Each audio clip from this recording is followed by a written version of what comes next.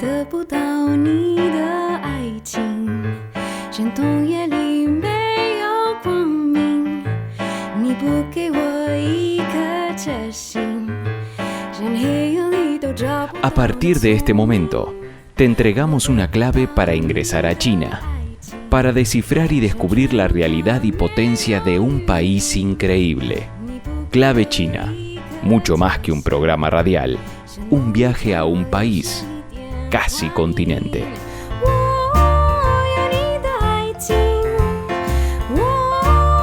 Hola, ¿cómo les va?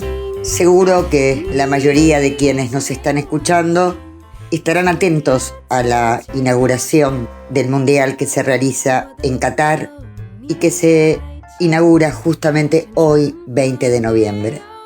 Las pasiones que despierta el fútbol, nuestros ídolos, la adrenalina que exudan las hinchadas se montan sobre muchos silencios. Ese silencio que impone un sistema mundial donde los negocios están por encima de la vida de miles de personas. Qatar, su mundial, sobre el cual se ha dicho algo sobre cómo obtuvo el privilegio de ser sede, aunque sea un país que no juega al fútbol, ha venido de la mano de muchas sospechas. Y es hoy, en su inauguración, donde las canchas y la infraestructura montada para la especial ocasión devienen uno de los cementerios que no por muerte natural yacen las vidas de más de 6.000 trabajadores. Todos migrantes que murieron como los hombres azules del desierto, los tuareg, al calor, al sol que no perdona, a la desnutrición, al hambre, a la precarización. No quiero con esto romper pasiones de ningún tipo, pero no puedo dejar de decir que este pequeño país, que apenas cuenta con algo más de 2 millones de habitantes y unos pocos kilómetros de superficie, es el paradigma de un sistema que en este pequeño lugar comete las más grandes de las injusticias y las violaciones a los derechos humanos. Hacemos un esfuerzo por comprender distintas culturas, pero la injusticia es siempre injusticia, se esté donde se esté, y la muerte no buscada es también siempre la muerte.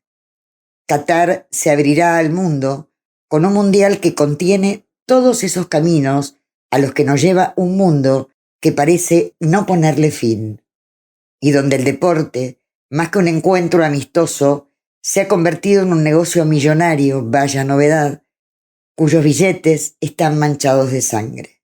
Duele decirlo, pero hay que decirlo. Debajo de las tapas de cada titular sobre el Mundial, en cada grito de gol estarán presentes los que no están. Por ello, Clave China rinde su homenaje aspirando a que nunca más se permitan situaciones tan aberrantes como estas. Mientras tanto, esperamos que alguna vez, desde el campo de los trabajadores, de los migrantes desesperados por comida y trabajo, se grite el gol de la historia. Vamos a la música. Clave China. Qatar 2022, human rights. Fuck you. Ole, ole, ole. It feels quite bizarre, but the World Cup is here. Arranged in Qatar, where it's illegal to drink beer. They ain't got no stadiums, but in the lack of places to play, they hired foreign workers, but the workers get no pay. They work 15 hours a day, and they got no place to run. We close their eyes when they collapse under the Arabic sun. But there are more important things than a random skinny slave, like a bicycle goal or a match-winning penalty. Say, never mind the slavery. We'll watch football anyway.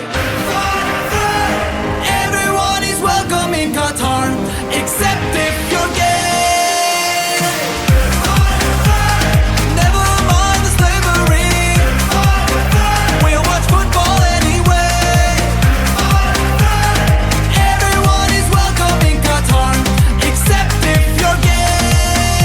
If a foreign worker tries to run, he'll be stopped at Doha Airport.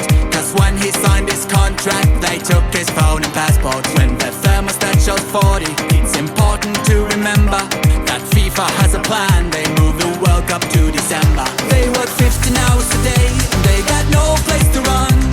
We close their eyes when they collapse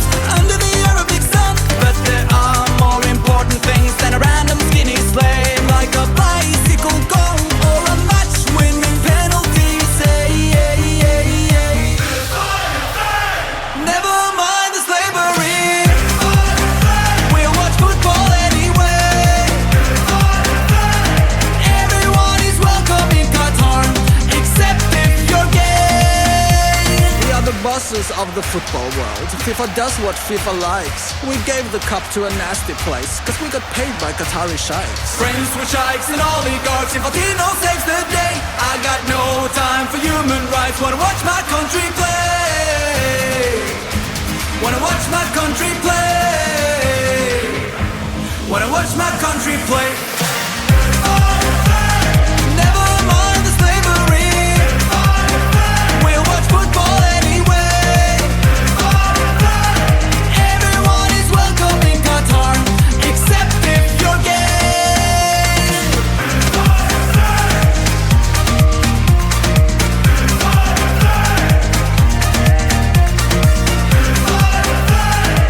Everyone is welcome in Qatar, except. La canción que acaban de escuchar, para los que no entienden inglés, tiene una letra satírica sobre la Copa del Mundo que se está inaugurando hoy en Qatar 2022. Fue realizada por el comediante noruego Rasmus Wold como un llamado de atención al negocio del fútbol y a su organización, la FIFA. Aborda temas como la homofobia o lo que se denominó la esclavitud moderna. Como les comenté en la apertura, murieron más de 6.000 trabajadores precarizados inmigrantes trabajando en las obras de infraestructura que requería el Mundial al calor insoportable del sol. Y realmente quisimos poner este tema porque, sin neutralizar las pasiones que despierta el fútbol y las identidades que cada uno tenga con cada equipo que juega esta contienda, no podemos correr la cortina y disimular lo que ocurre en la cancha de este mundo donde las injusticias se producen día tras día. Y ahora sí, China en clave de noticias, en la voz de nuestro colega Enrique Gon del Grupo de Medios de China, con lo más destacado del país asiático. Y así, como siempre, lo presentamos. China en clave de noticias. Los principales títulos de la semana. Hola amigos de Clave China, soy Enrique Gon. Bienvenidos a China en clave de noticias. Las noticias más importantes de China de la semana pasada es el viaje del presidente chino Xi Jinping por los países de Asia del Sudeste para participar de la cumbre del G20 y APEC. En la tarde del 14 de noviembre, el presidente chino Xi Jinping sostuvo un encuentro con el presidente de Estados Unidos Joe Biden en Bali, Indonesia. Xi Jinping subrayó: estoy dispuesto a intercambiar de manera franca y profunda opiniones con usted sobre los temas estratégicos de las relaciones sino-estadounidenses y las cuestiones globales y regionales trascendentales. También estoy a la expectativa de trabajar junto con usted para reencauzar los lazos sino-estadounidenses a la vía de desarrollo sano y estable, en beneficio de ambos países y del mundo.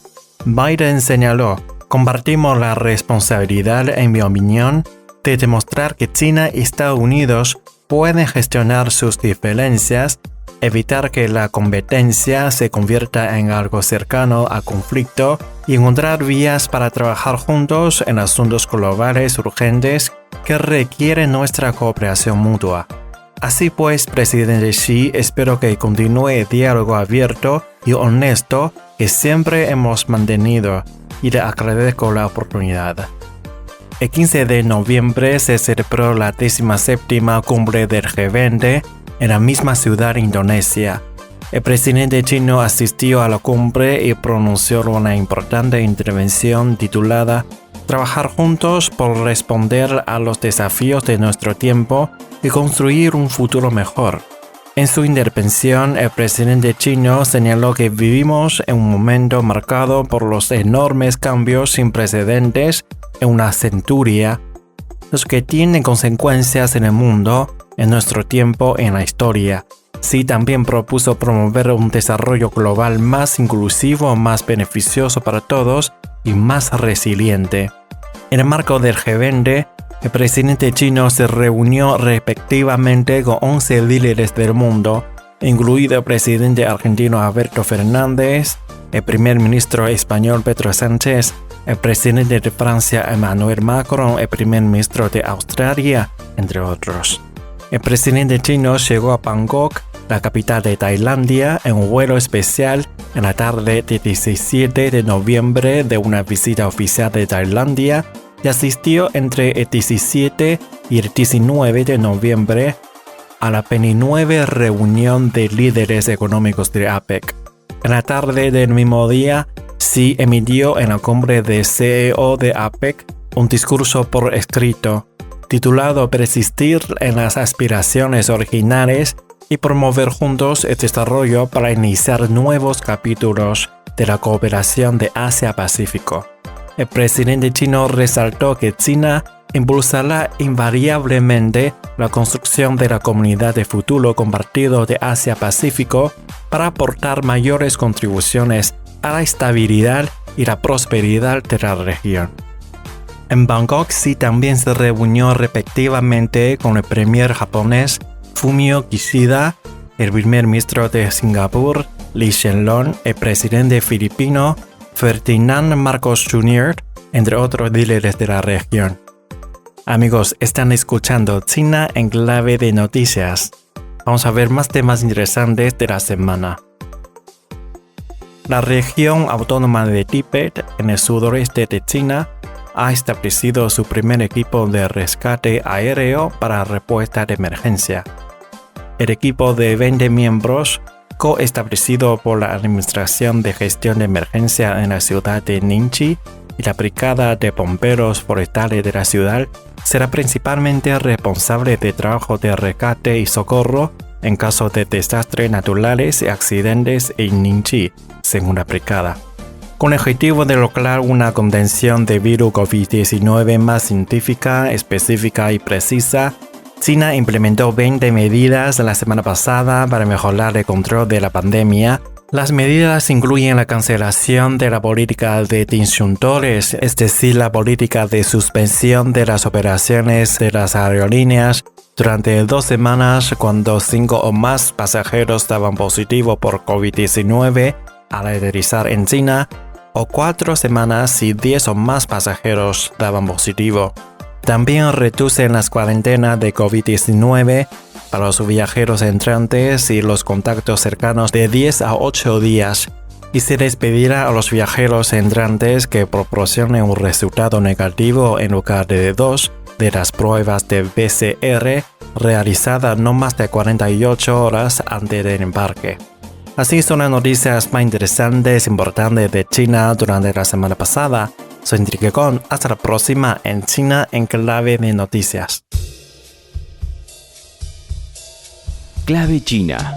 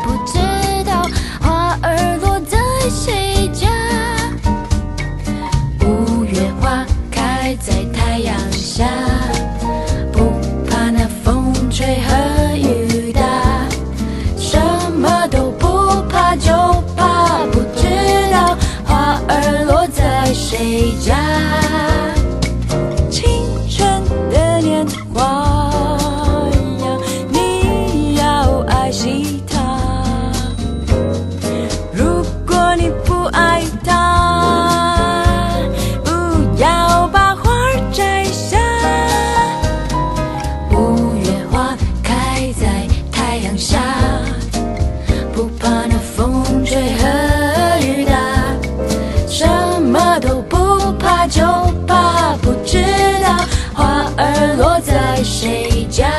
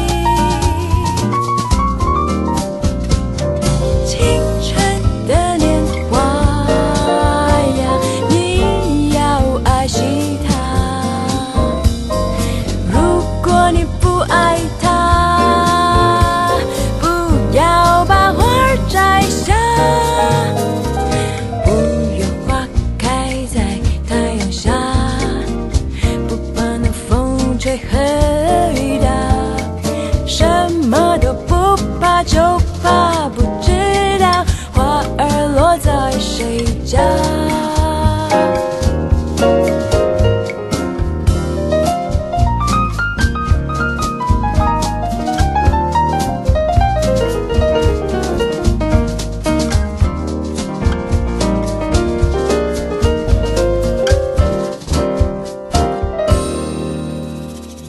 Y nos vamos a Brasil, pero no vamos a abordar a su equipo de fútbol, que ya se encuentra también en Qatar y, como siempre, se nos presenta como un importante rival.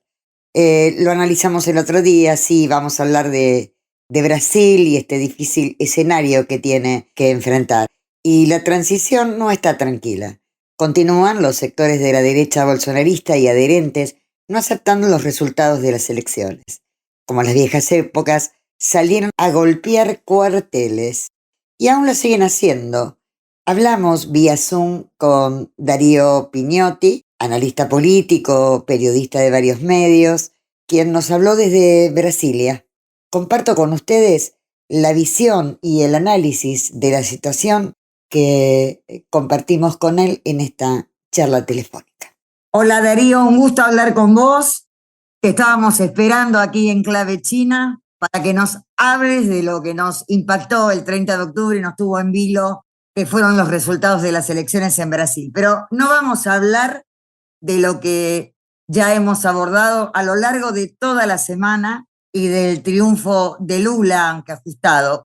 Decime, ¿con qué escenario se encuentra hoy Lula? Digo, recientemente hubo una información vinculada a un pronunciamiento del Ministerio de Defensa, dando a entender crípticamente que, si bien aceptaban los resultados de las elecciones, pudo haber habido algunos errores que le imputaban al sistema electrónico de votación.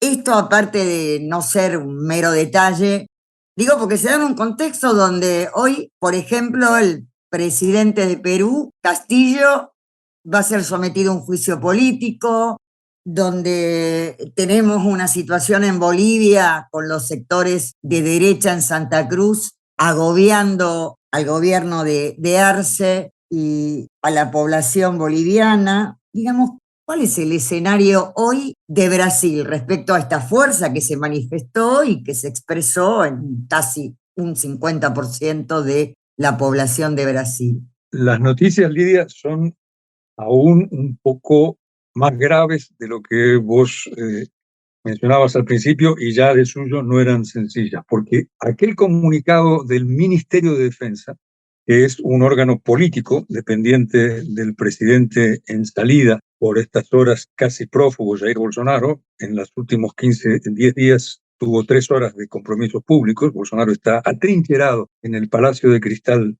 de la residencia de Alborada. Esto, que era una comunicación del Ministerio de Defensa alimentando versiones falsas sobre que hubo un fraude el 30 de octubre, cuando, tal como vos lo decías al comienzo, en el segundo turno electoral, Lula, por un estrecho margen, eso es cierto, pero venció las elecciones. Se sumó otro más grave, por su contundencia y por su carácter. Fue emitido pocas horas atrás por los comandantes de las tres Fuerzas Armadas. Esto es una institución de Estado. El general, el almirante y el brigadier que comandan a la Corporación Castrense de Brasil fue mucho más rotunda. Y para sintetizarlo, porque es un documento relativamente largo, prácticamente una proclama política, en ese bando se defienden las manifestaciones democráticas que son en realidad el movimiento insurreccional iniciado poco después de la victoria de Lula, en el que se demandan básicamente dos exigencias. Primero, la intervención militar y segundo, que se desconozca la victoria de Lula. En rigor, lógicamente, es primero desconocer la victoria de Lula y segundo, una intervención militar. Los comandantes de las Fuerzas Armadas pronunciaron en defensa del derecho a la legítima manifestación y a las legítimas acciones de quienes repudian la victoria de Lula. Esto no es otra cosa que un bando golpista. Por más que la narrativa o la retórica periodística busque, pero sin encontrar algún atajo para decirlo sin tanta claridad, es eso lo que está pasando. En este momento, cuando hablo contigo, aquí en Brasilia, el cuartel general del Ejército, un área jurisdiccional de defensa nacional, está ocupada por cientos de personas, tal vez más de 1 millar, acampadas desde hace semanas, se van a cumplir 2 mañana, en donde sus activistas, igual que los que interrumpieron las rutas durante 3 días, hace 8 días, levantan las mismas banderas que te mencionaba recién, acompañados por 200 o más camiones de gran porte, esos camiones que se ven en las rutas sudamericanas llegados de Brasil, aquellos camiones gigantescos Iveco o Scania, que son poco menos que tanques civiles desplazados por las carreteras, 200 o más, la información que tenemos a esta hora del sábado de la mañana son 240 o más, están dando a ese campamento, autoproclamado como Campamento por la Libertad, una cobertura intimidatoria, porque desde allí se amenaza con invadir la principal avenida brasilense, de esta capital, en la explanada de los ministerios, con la ambición, con el sueño, con el anhelo de generar un nuevo Capitolio tropical. Decimos Capitolio porque recordamos la invasión a la sede del Parlamento norteamericano el 6 de enero de 2021 y es eso lo que anhelan. De allí a que lo logren hay una distancia considerable, que es la distancia del realismo político y del realismo geopolítico. Es improbable que esto pueda ocurrir, más allí están los jefes de las Fuerzas Armadas que antes de este pronunciamiento tuvieron un encuentro con Jair Bolsonaro en su cuartel general, la residencia de Alborada, y las hordas fascistas que los siguen, que a esta hora son 1 millar en ese campamento por la libertad, pero que el martes 15 de noviembre, cuando habrá un feriado nacional, el Día de la República, pudieran ser más. Tener presente que el 7 de septiembre, el Día de la Independencia, hubo decenas de miles de fanáticos de Bolsonaro, casi todos ellos vestidos con la camiseta de la selección brasileña, amarilla, reivindicando un golpe de Estado y reivindicando también el 7 de septiembre un gobierno militar. De manera que ese es uno de los obstáculos que enfrenta Lula. Según las primeras lecturas, un obstáculo que probablemente logrará sortear, pero que no saldrá indemne de ese obstáculo. Considerable obstáculo que, por otra parte, es de llevarse a cabo, somos redundantes, algo que no creemos probable, pero tampoco declaramos imposible, significaría una bomba de tiempo para la estabilidad democrática en todos los países de la región, especialmente Bolivia, Lidia, porque como sabes, los vínculos entre el régimen autoritario brasileño, aún vigente, de Jair Bolsonaro, y los grupos sediciosos bolivianos es muy estrecho. Nosotros lo hemos escrito en algunos artículos de Página 12, luego de revelar que Bolsonaro, esta información no era conocida, que Bolsonaro se reunió con la presidenta surgida del golpe de Estado boliviano, con Janine Áñez, son muy estrechos. Fue el régimen brasileño el primero que reconoció el golpe de Estado de noviembre de 2019 en Bolivia. Y es Bolsonaro el primer jefe de Estado que solicitó a las autoridades bolivianas, a las autoridades democráticas, luego de restituido el orden democrático en Bolivia a través de las elecciones que llevaron al gobierno al presidente Luis Arce, dar asilo a la expresidenta de facto Yanine Áñez. Por tanto, no creemos que esto ocurra, pero no lo descartamos de plano, y de ser así, el mapa sudamericano estaría ante el riesgo de incendiarse, porque de haber un golpe en Brasil, esto replicaría inmediatamente, reitero, en la región y especialmente en Bolivia en estas horas sediciosas encabezadas por el líder separatista de Santa Cruz de la Sierra, Camacho, alguien que estuvo en Brasil precisamente organizando el golpe de 2019. La presencia de Camacho en Brasil, por lo demás, meses previos al golpe, está documentada, tanto como que él fue recibido oficialmente por el Ministerio de Relaciones Exteriores y hay rumores de que habría sido recibido por Bolsonaro. Es el cuadro a esta hora del flamante presidente electo Luis Ignacio Lula da Silva, que el 1 de enero próximo asumirá su tercer mandato, lo que convierte a Lula en el mayor líder político de la historia contemporánea de este país y en un personaje de dimensión internacional considerable. Bueno, es muy interesante lo que traes aquí, porque vamos a vincular estos datos con la situación de Perú y con la situación de Bolivia, porque obviamente hoy todo tiene que ver con todo. Leía recientemente un análisis que hacía Emir Sader, que está bastante distante, tiene una visión más optimista del escenario en Brasil, inclusive señalaba algo, que los partidos de derecha que habían apoyado a Bolsonaro se estaban distanciando en este momento y sumándose a los sectores que dieron el apoyo a Lula. No sé si esto es cierto, porque escuchándote me da la idea de que el panorama sigue bastante tenso y que ese corrimiento o ese distanciamiento de las fuerzas que apoyaron a Bolsonaro, por lo menos las que no se asumen como de extrema derecha, no parece ser visible hoy en el escenario político, tanto como leí, te digo, en esta nota de Sader, no por criticarlo a Sader, porque es una persona que yo sigo, leo, pero vi una visión más optimista, datos que también nos llegan, pero nos llegan dispersos y que vos me confirmás en esta charla telefónica, Darío. Dos aspectos. Uno, el sedicioso militar de ultraderecha, esto es, los sectores integristas del bolsonarismo, empezando por el presidente y su clan, sus hijos, en particular uno, Eduardo, de reciente gira por Argentina y muy ligado a la ultraderecha evangélico-sionista de Estados Unidos, a partir del puente que le facilitó Steve Bannon, el ex asesor del expresidente Donald Trump. Ese clan, grupos evangélicos también extremistas, cuya relación con Estados Unidos tampoco habría que descartar, las Fuerzas Armadas y las fuerzas policiales. Esos grupos están hoy por hoy aún confiados en que puede haber algún movimiento desestabilizador, al cual una lectura o un análisis mínimamente realista no le otorga grandes probabilidades, pero insisto, un análisis realista no debiera caer en la tentación de decir que eso es imposible. El segundo aspecto es el político parlamentario y el político partidario.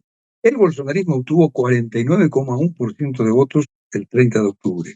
En esos sufragios hay tal vez un 60, un 70% de simpatizantes de Bolsonaro que no son adeptos a un golpe de Estado o que no son obligatoriamente neofascistas. Ese porcentaje es aleatorio, tal vez sea un poco menor, pero bueno. Por cierto, no todos los 58 millones de brasileños que votaron a Bolsonaro se volcarán a las calles, si es que eso ocurre el martes 15, para pedir un golpe de Estado. Ahora bien, hecha esa distinción, podemos entrar en otro aspecto. ¿Cuántos de aquellos que fueron partidos o dirigentes políticos bolsonaristas hasta el 30 de octubre ya no lo son? Es allí donde está obrando con astucia, con sutileza política, el presidente electo Lula y su partido, el Partido de los Trabajadores.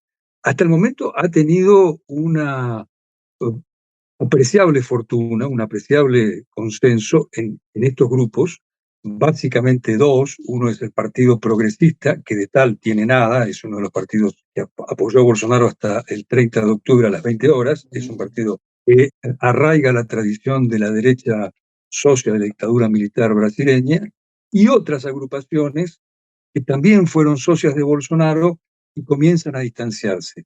Luego de decir esto, es decir, nos referimos a que Lula comenzó a horadar esa alianza partidaria de Bolsonaro, no se puede, por lo pronto, afirmar que haya conquistado por completo a estos grupos.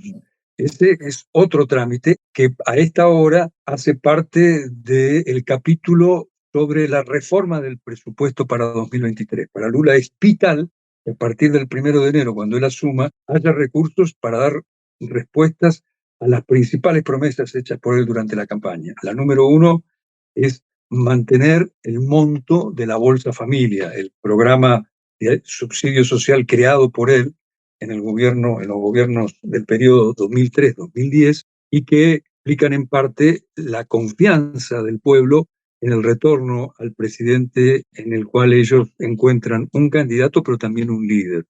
Lula no es solamente un candidato victorioso, sino un líder popular que vuelve al Palacio del Planalto. Esas negociaciones hoy por hoy están en curso, no han finalizado y es sensato aguardar que éstas tengan un final positivo.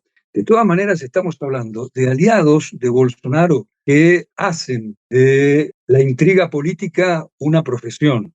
Es decir, son de aquellos aliados que hoy pueden responderte favorablemente a un acuerdo, pero al momento de votarlo, y además la votación en el Congreso es secreta, pueden desistir. De manera que plausible, considero apropiado ser optimistas, pero con alguna cautela. Ese capítulo todavía no concluyó. Lula y el Partido de los Trabajadores aún no obtuvieron esa votación que tanto anhelan en el Congreso. Y cuidado, se trata de una votación especial porque habría que reformar la Constitución y esto demanda una mayoría incrementada. No es solamente la mitad más uno de los votos, sino 3/5 de todo el cuerpo, es decir, 3/5 de los miembros de la Cámara de Diputados y 3/5 de los miembros del Senado. Y luego una segunda votación. Esto tiene que ser refrendado porque, obvio, una reforma de la Constitución importa una envergadura institucional distinta que la aprobación de una ley ordinaria. Concluyendo, es sensato, es plausible ser optimistas con que Lula obtendrá este apoyo de sectores que hasta hace una hora eran bolsonaristas, claro que con alguna cautela. Bueno, te agradezco enormemente, Darío, siempre es interesante escucharte y bueno, optimistas pero prudentes a la vez y con mucha cautela, ¿no? Un gustazo, agradezco muchísimo, Lidia, tu invitación y por supuesto para mí es una honra ser convidado por Clave China para dar nuestras opiniones. Un gran abrazo a vos y al público.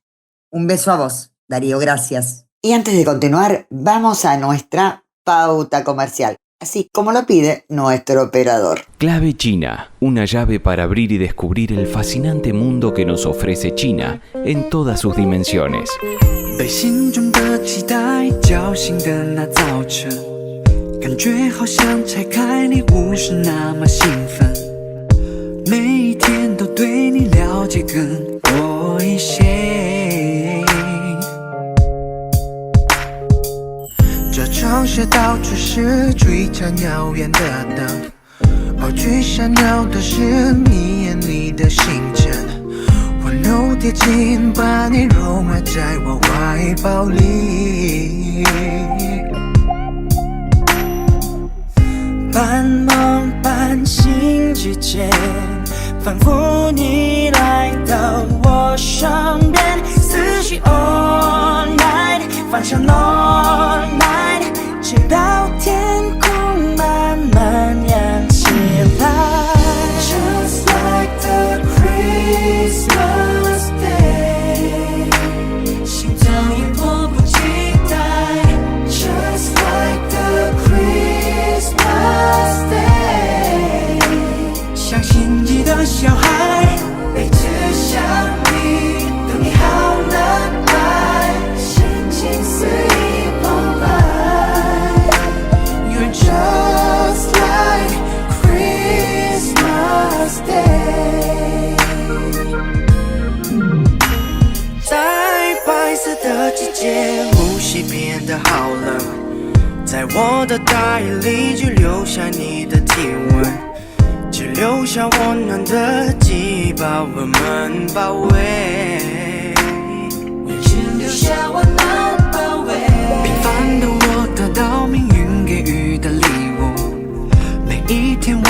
祈祷上天可以眷顾，那么坚强，祈祷你是我的礼物。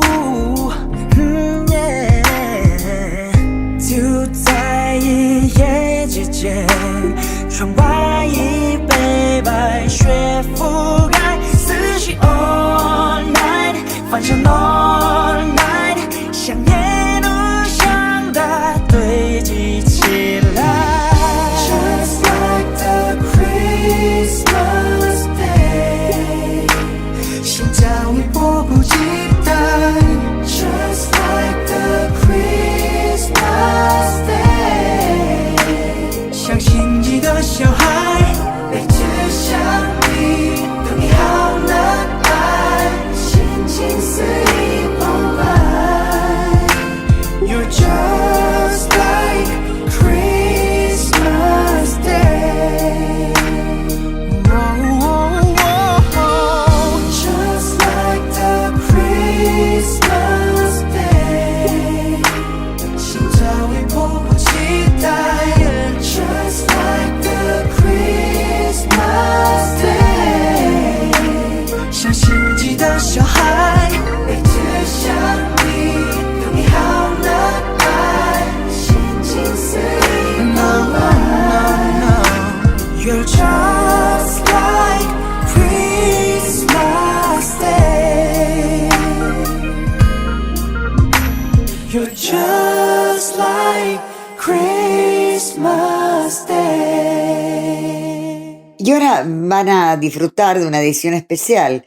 Se trata del segundo episodio de Espejo de Palabras, resultado de una coproducción Argentina-China. Vez pasada presentamos el primer episodio, ¿recuerdan?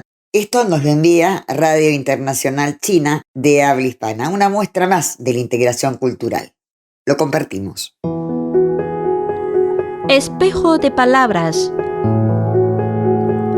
con el pueblo como eje central.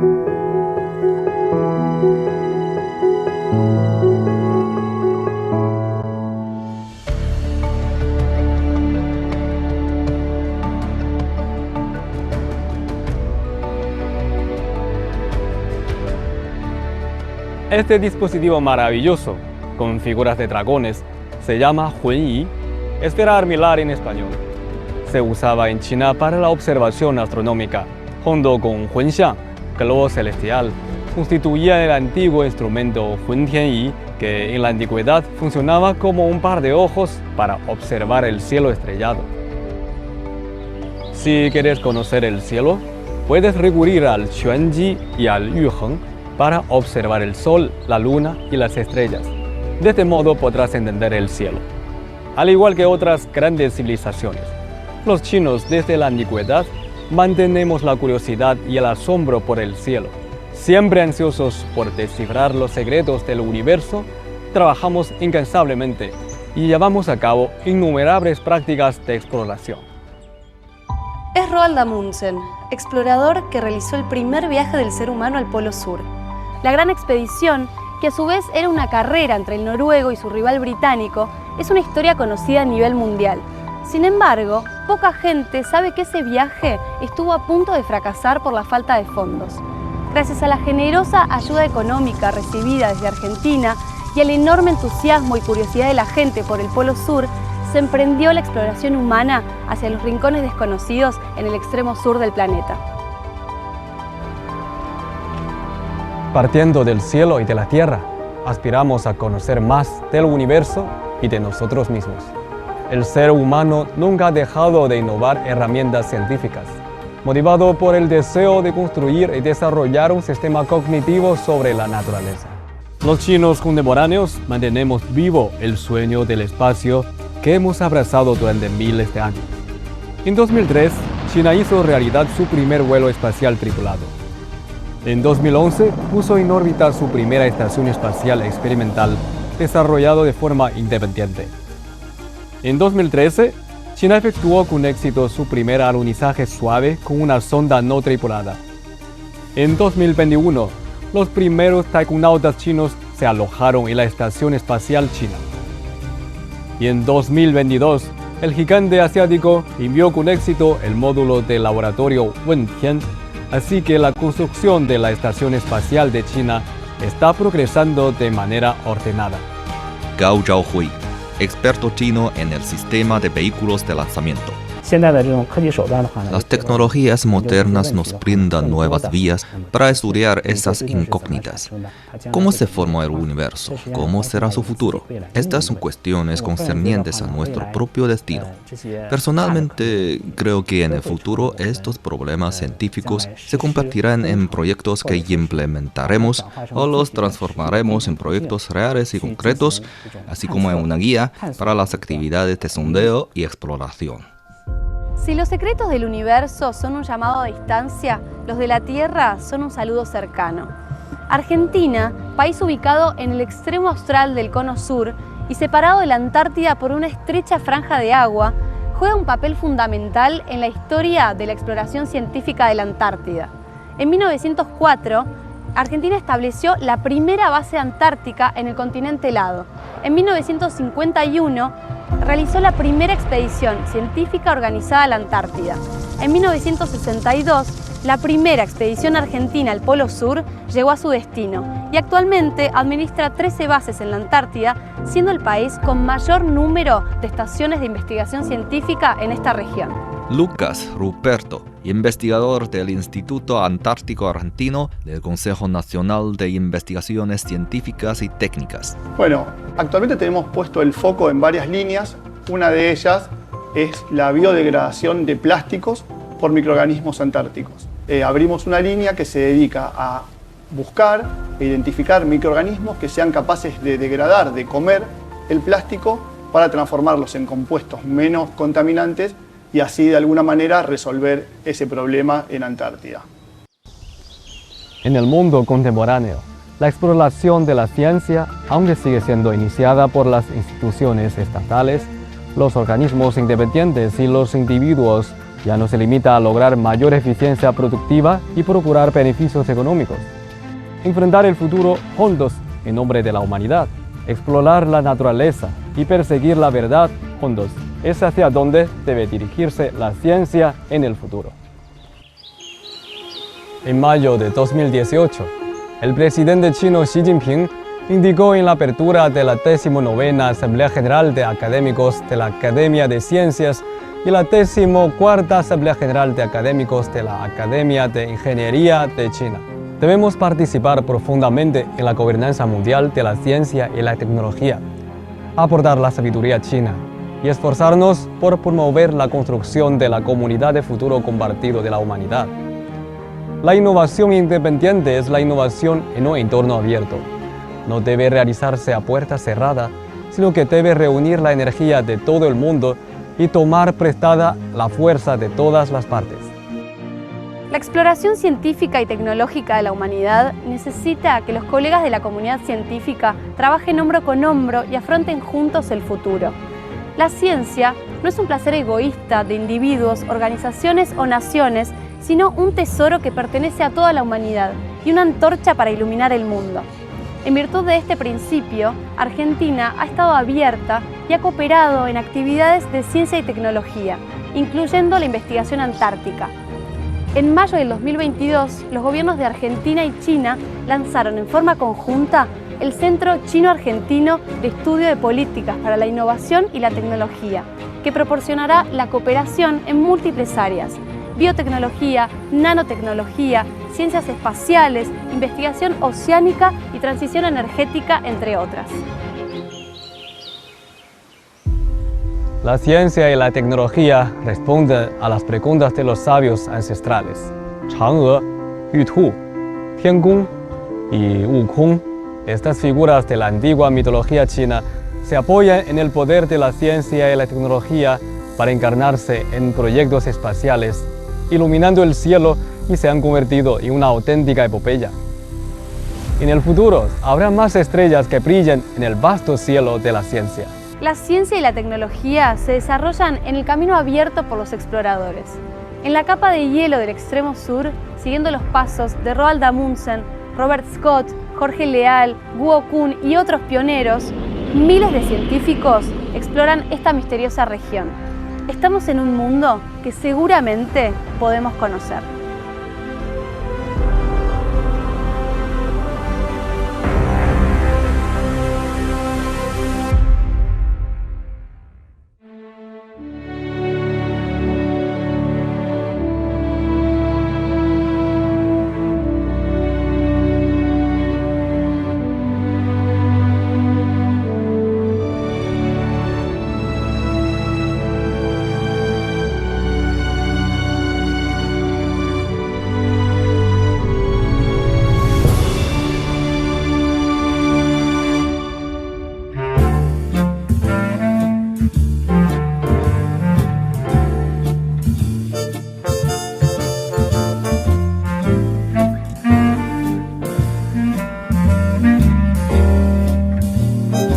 Clave China.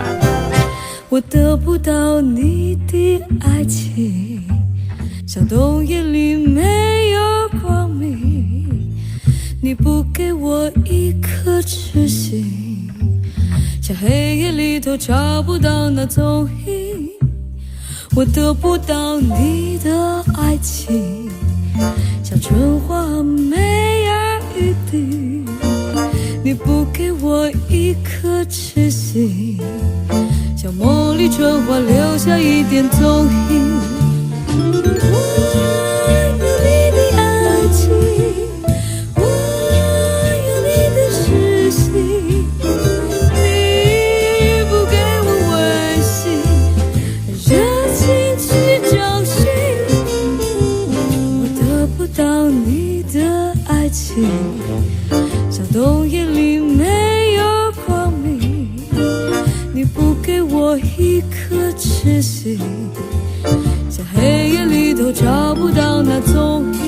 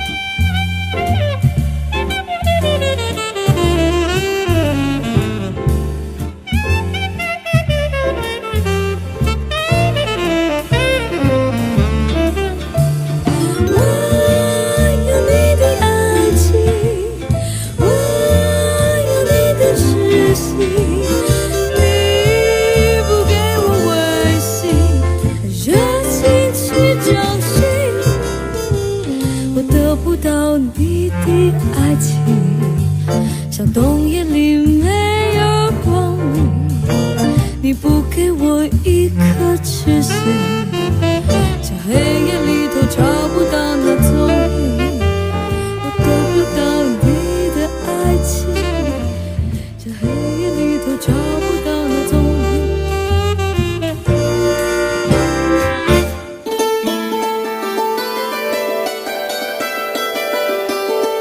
Clave China. Nos vamos. Existen muchos acontecimientos en este mundo, pero hoy, a pesar de las críticas que recaen sobre Qatar y las vicisitudes por las que se atraviesan cuando concebimos un mundial como un negocio asociados a varios negocios. Nada nuevo bajo el sol.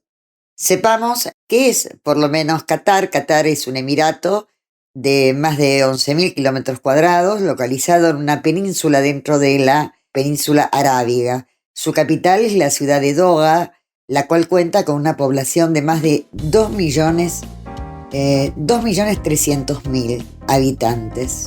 Y ahora sí, nos vemos en la cancha el próximo domingo. Un abrazo a todos. 给我一个吻，